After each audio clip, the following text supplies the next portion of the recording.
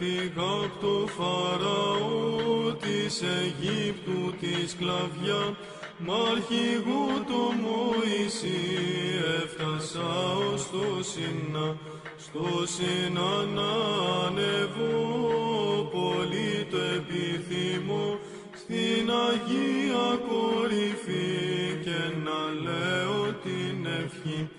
Η ανάβαση σκληρή, Θεέ μου δώσ' μου υπομονή, καρτερία κι αντοχή, να αποκτήσω την ευχή.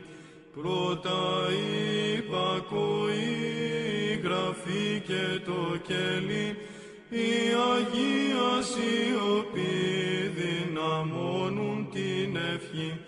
Την ευχή για να τη λες πρέπει από το μυαλό να πετάξεις μακριά κάθε πράγμα κοσμικό.